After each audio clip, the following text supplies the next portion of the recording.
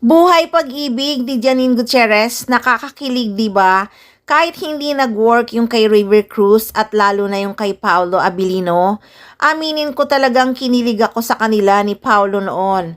Akala ko talaga sila na kasi nga may plano ng kasalan eh. Pero hindi talaga nag-work. Tama lang talaga yung kasabihang everything's happen for a reason. Kaya nga sabi nga ni Janine Gutierrez noon, ang pangarap niya na lang ay mahalin ang sarili. Kasi nga ilang beses na rin siyang nasaktan. Pero nung dumating si Jericho Rosales sa buhay niya, sinama na niyang mahalin ang aktor. Sabi pa nga niya, dati pangarap ko lang itong makasama si Echo sa isang project. Pero ngayon kasama na niya ang aktor sa buhay niya at sa bahay niya. Grabe, pangarap ko lang to dati. Nakatuwa nga kasi. Napapanood mo lang sila, no? Oo naman! At palagi niya talagang sinasabi na sobrang saya ang life niya ngayon.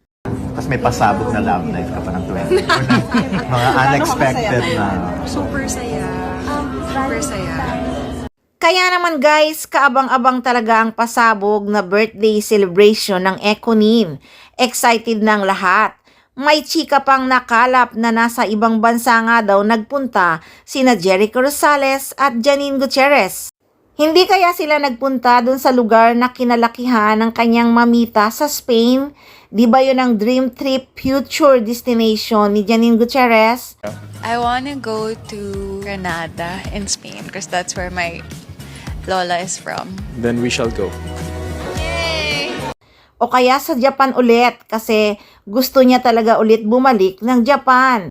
Yun kasi talaga ang first travel date nila ni Echo na memorable talaga kay Janine Gutierrez.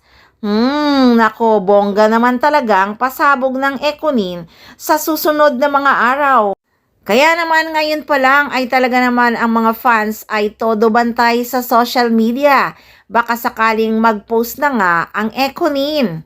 Kaya ngayon, huwag kayong magsawang tumutok at mag-abang dahil marami tayong aabangang mga pasabog na kakilig-kilig na paayuda ng Econin. Lalo na ngayon, magkasama silang nag-travel. Hindi nga lang natin alam kung saan talaga nagpunta sina Jericho Rosales at Janine Gutierrez. Pasabog talagang kilig ang paayuda ng Econin sa susunod na mga araw. Kaya tutok lang guys, syempre dito lang sa Maarteng Machika!